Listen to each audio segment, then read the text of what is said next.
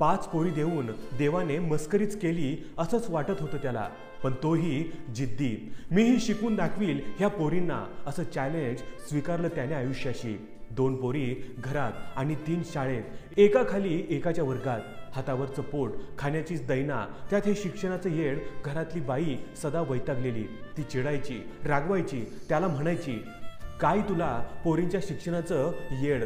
अरे दुसऱ्याचंच धन हाय, त्या काय करायचंय त्यानं शिकून? पण त्याच्या डोळ्यात स्वप्न होती, माझ्या पोरी स्वतःच्या पायावर उभ्या राहतील। तो डगमगायचा नाही, दिवस रात्र कष्ट करायचा, पण पोरीला शाळेत टाकायचाच। जून महिना उजाडला की दोघांच्या पोटात धस्स, वह्या, पुस्तकं, युनिफॉर्म, तिन्ही चिमण्या यादी घेऊन नाचायच्या। दुसऱ्या मुलींच्या वस्तू पाहून बापाच्या ऐपतीत नसलेल्या कितीतरी वस्तू यादीत असायच्या। बाप समजवायचा, परिस्थितीची ठिगळं उलगडून दाखवायचा, मग जुन्याच दप्तरांना टाके पडायचे। जुन्या वॉटर बॅग बापच घासून लख्ख करून नवे असल्यासारखा दाखवायचा।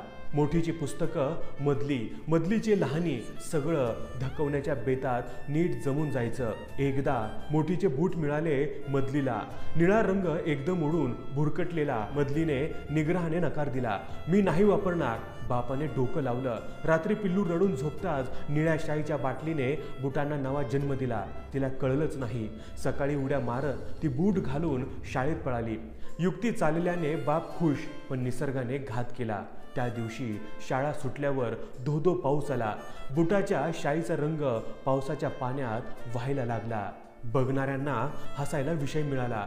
परिस्थितीचा तमाशा झाला। पिल्लू मनोमन चिडलं, घरी येताच रडलं। बाप मनातून खजील झाला, परिस्थितीवर चिडला आणि मग पिल्लाच्या गळ्यात पडून धाय मोकलून रडला। पिल्लू गांगरलं, परिस्थिती समजण्याचं बळ त्याला मिळालं।